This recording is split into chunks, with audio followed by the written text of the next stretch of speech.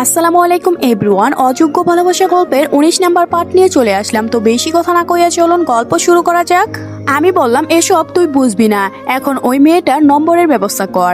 মারিয়া বলল আমি পারবো না, পারলে তুই কর। আমি বললাম আজকে দেখলি তো ওরা আমাদের মারতে চাইছিল। মারিয়া বলল মারার কাজ করলে তো মারবে। আমি বললাম আর বলিস না, সব দোষ ওই ওই ফাহিম শালা আমাকে টেনে ভিতরে নিয়ে গিয়েছে। মারিয়া বলল আমি তো আগেই বলেছি ও একটা মগা। আমি বললাম কি রে, তুই সেই প্রথম থেকে আমার বন্ধুকে মগা বলছিস।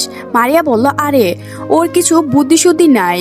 আমি বললাম তোর কইছে। আচ্ছা তোর বিয়েটা কবে খাবো? মারিয়া বলল আগে তোরটা খাই, পরে না হয় আমারটা খাস। আমি বললাম আচ্ছা তোর প্রেম কেমন চলছে? মারিয়া বলল খুব ভালো, তবে ওকে সময় দিতে পারি না রে কাজের জন্য। আমি বললাম আগে তো সবকিছু ঠিক করে পরে কাজ করবি, নইলে সবকিছু শেষ হয়ে যাবে। মারিয়া বলল রে ঠিকই বললে, তবে তার বিয়ে উপলক্ষে কয়দিনের ছুটি পাবো মনে হয়? আমি বললাম ছুটির পর আবার দেখিস, রুম ডেট করে ফেলিস না। মারিয়া বলল আমি তো আর তোর মতো লুচ্চা না। আমি বললাম আমি আবার কই লুচ্চামি করলাম দেখা তুই। মারিয়া বলল কানা তো মনে মনেই জানা, তোর আজাইরা কথা শোনার মতো সময় নেই আমার, যা এখান থেকে, আমার অনেক কাজ আছে। আমি বললাম তোর আর তোর ম্যাডামের কাজ জীবনেও শেষ হবে না। মারিয়া বলল ম্যাম তো সব কিছু করে তোর জন্যই, ম্যামের টাকা থাকলেও সব তো তোকেই দিয়ে দিবে নাকি? আমি বললাম আমি তো বলছি আমার টাকার দরকার, জীবনে সুখ না থাকলে টাকা দিয়ে কি করব বল? মারিয়া বলল এই শহরে টাকা দিয়ে সুখ কেনা বেচা হয়। আমি বললাম তবে সেটা অন্য কারোর কাছে হতে পারে, আমার কাছে না। মারিয়া বলল দেখাই যাবে, সময় তো এখনো শেষ হয়নি। মারিয়া বলল দেখতে দেখতে ৬ দিন চলে গেল, আগামীকাল আমার বিয়ে। ফাহিম বলল রনি কালকে তো তোর বিয়ে, কাছের মানুষ কেউ থাকলে আসতে বল। আমি বললাম আমার কাছের মানুষ একমাত্র তুই, আর কেউ নেই। তবে একজন আঙ্কেল ছিল, বলতাম বিয়েতে আসতে, তবে উনি এই বিয়েতে আসলে খুব কষ্ট পাবেন। ফাহিম বলল বিয়েতে আসে সবাই মজা করার জন্য, আর তুই বলছিস কষ্ট পাবে, বুঝলাম না। আমি বললাম কিছু কিছু কথা মনের ভিতরে চাপা পড়ে আছে, সেগুলো ভিতরে থাক না, বের করাই উত্তম। ফাহিম বলল আচ্ছা আমি একটু বাহিরে যাব, ওর সাথে ঘুরতে। আমি বললাম কে, সাদিয়া? ফাহিম বলল আমি বললাম কিন্তু ওর ফোন নাম্বার তো তোর কাছেই নাই। ফাহিম বলল আম্মুর কাছ থেকে নিয়ে নিচ্ছে, আর বলেছে বিয়ে হবে ৩ মাস পর, আর আমাকে নাকি কোনো একটা কোম্পানিতে চাকরি দিবে। আমি বললাম তাহলে তো খুব ভালো, তোর আর গ্রামের বাড়ি যেতে হবে না। ফাহিম বলল গ্রামের বাড়ি আর ভালো লাগে না। আমি বললাম আমি যদি পারতাম সারা জীবন গ্রামের বাড়ি থাকতাম, এই শহরে আর আসতাম না। আচ্ছা তুই যা, আর এই নে এখানে ৫,০০০ টাকা আছে, এনজয় কর। ফাহিম বলল এমনি তুই আমার কাছে টাকা পাস, আগের টাকাগুলোই দেয়নি। আর আমি বললাম আরে যা, এখন তোর হাতে টাকা থাকলে তখন দিয়ে দিস, সমস্যা নেই। ফাহিম বলল অনেক অনেক ধন্যবাদ বন্ধু। আমি বললাম ফাহিম চলে যাওয়ার পর আমি ছাদে চলে গেলাম। আজকের আকাশটা খুব সুন্দর লাগছে, মেঘলা মেঘলা অবস্থা। খুব করে আজকে মিতুর কথা মনে পড়ছে, কেন জানি এখন মনে হচ্ছে আমি মিতুকে ভালোবেসে ফেলেছি। দূর থেকে কাউকে যে এত ভালোবাসা যায় তা এখনো আমি বুঝতে পারছি, কিন্তু এখন আমার এসব চিন্তা করে লাভ নেই। আগামীকাল আমার বিয়ে, সুমাইয়া হাতে বন্দি হয়ে যাব। কোনো মেয়ের সাথে কথা বলতে হলেও সুমাইয়ার কাছ থেকে আগে অনুমতি নিতে হবে। আচ্ছা আমার কাছে তো মিতুর ইমো নম্বর আছে, শেষবারের মতো একটু কল করে দেখব। কি মনে করে যেন মিতুর ইমুতে কল দিলাম, দিতেই ধরে ফেলল। মিতু বলল দাঁড়া কে কল দিয়েছে আগে দেখি, কে বলছেন? আমি মিতুর কথা শুনে বুঝতে পারছি ও খুব খুশিতে কথা বান্ধবীদের সাথে বলছে, ওকে আর কষ্ট দিতে চাই না, তাই ফোনটা কেটে দিয়ে অনলাইন থেকেই চলে গেলাম। আসলে আমি মিতুকে ভালোবেসে ফেলেছি, কিন্তু এখন আর বলতে পারবো না। হয়তো সুমাইয়ের সাথে আমার জুটি লেখা, তাই সুমাইয়ের সাথেই আমার বিয়ে হবে। আসলে সুমাইয়া দেখতে শুনতে খুব ভালো, আমি জানি ও আমায় খুব খেয়াল রাখবে। মেয়েটার মনটা অনেক ভালো, ওকে রেখে যদি অন্য কারোর কাছে চলে যায় তাহলে তাই সুমাইয়া হয়তো মিতুর মতো কিছু করে ফেলবে। না এমন ভুল করা যাবে না। তাছাড়া আমি কি সুমাইয়াকে কম ভালোবাসি? হঠাৎ দেখি কে জানি আমাকে পিছন থেকে জড়িয়ে ধরলো, আমি ভয় পেয়ে কেঁপে কেঁপে উঠলাম। সুমাইয়া বলল আরে বাবু আমি বললাম ও তুমি, কিন্তু তুমি কিভাবে জানলে আমি এখানে? সুমাইয়া বলল ঈশা বলেছে, তাই আমি এখানে চলে এসেছি। তুমি একা একা এখানে কি করো? আমি বললাম এই তো তোমার কথাই চিন্তা করি। সুমাইয়া বলল তাই নাকি? সুমাইয়ের সাথে কিছুক্ষণ রোমান্টিক কথা বলে নিচে চলে আসলাম। সকালে রেডি হয়ে জুম্মার নামাজ পড়িয়ে ফাহিমকে নিয়ে তৈরি হয়ে নিচে গেলাম। তবে বরের পোশাকে আজকে আমাকে অনেক সুন্দর লাগছে, মনে মনে আমি অনেক খুশি। আজকে আমার বিয়েতে হচ্ছে, তবে মন্ত্রীর বিয়ে বলে কথা, অনেক মানুষ আসছে। তবে মন্ত্রীর বিয়ে বলে কথা, অনেক মানুষই আসছে। সবকিছু রেডি করে কাজী আমাকে বলল, বলো বাবা কবুল। সুমাইয়ের দিকে তাকিয়ে দেখি খুব খুশি। সুমাইয়ের চোখের ইশারাতে বলল তাড়াতাড়ি যেন কবুল বলে। আমি বললাম জি কবুল। সুমাইয়া বলল বাবা বলে একটা চিৎকার দিল। আমি তাকিয়ে দেখি আঙ্কেলের বুকে গিয়ে জানি একটা গুলি করেছে। মুহূর্তের মধ্যে সবাই দৌড়ে দৌড়ে চলে গেল। আমি দৌড়ে আঙ্কেলের কাছে গিয়ে দেখি আঙ্কেল বলল বাবা আমি আর বাঁচবো না, হয়তো আমার মেয়েটাকে দেখে রাখো। সুমাইয়া বলল না না বাবা তোমার কিচ্ছু হবে না, এখানে তোমাকে হসপিটালে নিয়ে যাব। কিন্তু আঙ্কেল আর কোনো কথা বলেনি। মৃত্যুর যন্ত্রণা কেন যেন হয় আজকে আঙ্কেলকে দেখে বুঝতে পারছি। সুমাইয়া আঙ্কেলকে জড়িয়ে ধরে কান্না করছে। আমি বললাম মারিয়া তাড়াতাড়ি দেখ এসব কে করেছে। হঠাৎ সুমন কোথা থেকে দৌড়ে এসে বলল, সুমন বলল স্যার স্যার সবকিছু শেষ হয়ে গেল, আমাদের ম্যামের বাবাকে মারছে ওই মেয়রের মেহেদির বাড়া করা গুন্ডা। সুমাইয়া বলল কি?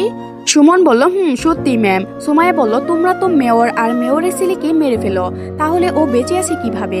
আমি বললাম আসলে সুমাইয়া হয়েছে কি, আমি কিছু বলার আগে ঠাস ঠাস করে দুইটা চর দিয়ে দিল আমাকে। সুমাইয়া বলল আমি তোর কোনো কথাই শুনতে চাই না, আসলে রাস্তার কুকুর রাস্তায় মানায়, কোনো রাজপ্রসাদে মানায় না। তোরে আমি আমার চোখের সামনে দেখতে চাই না। আমার সামনে মিথ্যা কথা বলা, তোর জন্য আজ আমার বাবা মারা গিয়েছে, তুই এখান থেকে চলে যা। আর মারিয়া তোরে আমি কত বিশ্বাস করতাম, আর তুই কিনা আমার সাথে মিথ্যা কথা বললে। মারিয়া বলল ম্যাম এসব কথা বলতে রনি আমাকে না করেছে, ও বলেছে আপনাকে আমি যেন মিথ্যা কথা বলে। সুমাইয়া কেঁদে দিয়ে তোরে আমি কি বলেছি, এখন এখান থেকে চলে যা, নইলে আমি তোরে গুলি করে মেরে ফেলবো। আমার সাথে কেন মিথ্যা বললে? তোর কারণে আজকে আমার বাবা মারা গিয়েছে। আমি বললাম আমার কথাটা তো শুনো। সুমাইয়া বলল তোর কোনো কথাই আমি শুনতে চাই না, তুই এখান থেকে যাবি নাকি আমি তোরে ঘাড় ধাক্কা দিয়ে বের করব। আমি একটা হাসি দিয়ে আমি বললাম তা আর করতে হবে না, ভালো থাইকো, চলে যাচ্ছি। ঈশা আম্মুকে নিয়ে আয়। ফাহিম চল, আজকে নিজের ভিতরটা কেমন জানি করে আগুন জ্বলছে, যার জন্য এত কিছু করলাম সে বলে আমি নাকি চোর। ফাহিম বলল কি থেকে কি হয়ে গেল বন্ধু? আমি বললাম আমার কপালেই ছিল। হঠাৎ দেখি রং নাম্বার থেকে একটা কল এলো। ফোনটা রিসিভ করতেই আমি বললাম কে বলছেন? ফোনের ওপাশ থেকে বলল আমি পড়ি। আমি বললাম আরে পরিটা কে সেটা তো বলবেন। পরি বলল কষ্টের জীবনে আইডির পরি। আমি বললাম কেন আমাকে কল দিয়েছেন? পরি বলল আপনি কিন্তু এখন অসহায়, আপনার সাহায্য দরকার, তাই আমি এখন আপনাকে সাহায্য করতে চাই। আমি বললাম দরকার নেই আপনার সাহায্য, আপনি সবকিছুই জানতেন যে আমার বিয়েটা এমনি হবে না, তাও আপনি আমাকে বললেন না। পরি বলল আমি আপনাকে আগে বলেছি কিন্তু আপনি আমার কথা শুনেননি, এখানে আমার কি করার আছে? আমি বললাম এখন আমার কাছে আপনি কি চান? পরি বলল সামনে একটা লাল রঙের মাইকো আছে দেখছেন? আমি বললাম আছে। পরি বলল ওইটাতে উঠেন, ও একটা বাসার সামনে নামিয়ে দিবে, মনে করেন ওই বাসাটা আমার তরফ থেকে আপনাকে ফ্রি দিলাম ভালোবাসা হিসেবে। আমি বললাম এখন আমার কোনো সাহায্য দরকার নেই, সবাই বেঈমান, ফোন রাখেন। পরি বলল আরে আরে আমার কথা তো শুনেন। আমি বললাম কোনো কথাই শুনতে চাই না আপনার, আর আপনি আমাকে আর ফোন দিবেন না অথবা মেসেজও দিবেন না বলেই ফোন রেখে দিয়েছি। এমনি রাগটা শরীরে অনেক বেশি, আমি একা থাকলে কোনো সমস্যা হতো না, কিন্তু এখানে আমার আম্মু আর বোন আছে। ফাহিম বলল রনি এখন তুই কই যাবি? আমি বললাম একটা বাসা খুঁজতে হবে, তবে এখান থেকে বহু দূরে। আম্মু বলল কি করতে চাইছিস বাবা তুই? আমি বললাম এখানে থাকলে আমাদের সবাই খুঁজে পাবে, আমাদের খোঁজ খবর যাতে কেউ না পায় সেই ব্যবস্থা করতে হবে। ফাহিম বলল কিন্তু কিভাবে করবি? আমি ফাহিম কল দিলাম। সুমন বলল জি স্যার বলুন। আমি বললাম তুমি আমার সাথে কাজ করতে চাও নাকি তোমার ম্যামের সাথে? সুমন বলল জি স্যার আমি আপনার সাথে, মেয়েদের সাথে কাজ করলে কোনো স্বাধীনতা পাই না। আমি বললাম তাহলে এক কাজ করো, এখান থেকে অনেক দূরে একটা বাসা খুঁজে বের করো, বাসাটা যেন অনেক বড় হয়। সুমন বলল জি স্যার একটু সময় লাগবে। আমি বললাম আম্মু আর আমার বোন সাথে আছে, জানো তো আমি এখন কতটা অসহায়। সুমন বলল জি স্যার আমরা থাকতে আপনি নিজেকে অসহায় বলছেন, 10 মিনিটের ভিতরে আমি আপনাকে ঠিকানা দিচ্ছি। আমি বললাম অনেক অনেক ধন্যবাদ তোমাকে। সুমন বলল জি স্যার এটা আমার কর্তব্য। আমি বললাম আজ থেকে তুমি আমার একজন বিশ্বাসী মানুষ হয়ে গেলে। সুমন বলল এই বিশ্বাসের অমর্যাদা হতে দিব না স্যার কোনোদিনই। আমি বললাম আচ্ছা বাসার ঠিকানা খুঁজে দাও, দরকার পড়লে আমরা সব লোকদের বলে ঠিকানা বের করব। সুমন বলল জি স্যার। ফাহিম বলল, বন্ধু আমার সাথে আয়, সাদিয়ার বাসায় যেতে বলছে। আমি বললাম, না রে তুই যা, আমাকে আবার নতুন করে সবকিছু রেডি করতে হবে। ফাহিম বলল, কিন্তু তোদের রেখে একা একা কিভাবে যাই বল। আমি বললাম, আরে সমস্যা নেই, তুই যা, আর ভালো থাকিস। ফাহিম বলল, কিন্তু আমি বললাম, আরে যা বলছি তো, কোনো সমস্যা হবে না। ফাহিম বলল, আচ্ছা ভালো থাকিস। ফাহিম চলে গেল। ঈশা বলল, ভাইয়া এই ছেলে কি তোর বন্ধু? আমি বললাম, কেন? ঈশা বলল, এই বিপদের দিনে তোর একা রেখে চলে গেল। এমন বন্ধু থাকার চেয়ে না থাকাই অনেক ভালো।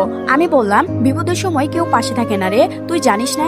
ঈশা বলল, ভাইয়া কি থেকে কি হয়ে গেল কিছুই তো বুঝতে পারলাম না।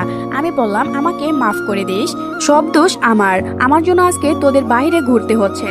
আম্মু বলল, বাবা এভাবে আর কতক্ষণ দাঁড়িয়ে থাকবা, আর ভালো লাগছে না। আমি বললাম, আম্মু একটু অপেক্ষা করো। ঈশা বলল, ভাইয়া আমার দরকারি জিনিসপত্র তো ওইখানে পড়ে আছে। আমি বললাম, চিন্তা করিস না, পরে এনে দিবনি। ফোনটা দেখি বাজতেছে, ফোনটা রিসিভ করে সুমন বলল, স্যার আপনার ফোনে একটা ঠিকানা পাঠাই দিছি, দেখেন। ওখান থেকে অনেক দূরে, বাসাটা অনেক বড়, আর বাসা ভাড়া অনেক লাগবে স্যার। আমি বললাম, আগে ঠিকানা দাও আর বলো আমি রাজি, আমি গিয়ে যেন সবকিছু রেডি পাই। সুমন বলল, জি স্যার হয়ে যাবে। আর তুমি এখন কি করো? সুমন বলল, জি স্যার আমি তো এখন বাড়িতে এসে গিয়েছি। আমি বললাম, তুমি তাহলে এক কাজ করো, আগামীকাল আমার সব লোকদের নিয়ে 10টায় বাসায় থাকবে। সুমন বলল, স্যার কিন্তু ওদের ছুটি তো এখনো শেষ হয়নি। আমি বললাম, বলো ছুটি বাতিল করা হয়েছে। সুমন বলল, ওকে স্যার। স্যার আমি কি এখন আসবো? আমি বললাম, না তা আর দরকার নেই। সুমন বলল, ওকে স্যার, ফোন রেখে দিয়ে। আম্মু বলল, কি খবর, বাসা পেলি বাবা? আমি বললাম, আম্মু এখান থেকে অনেক দূরে, তোমরা এখানে দাঁড়াও দেখি কি দিয়ে যাওয়া যায়, আমাদের তাড়াতাড়ি যেতে হবে, তাই একটা মাইকো নিলাম। তো আজকের গল্পটি এ পর্যন্ত শেষ হলো। পরবর্তী পার্ট পেতে অবশ্যই এই চ্যানেলটি সাবস্ক্রাইব করে রাখবেন। ধন্যবাদ সবাইকে, ভালো থাকবেন।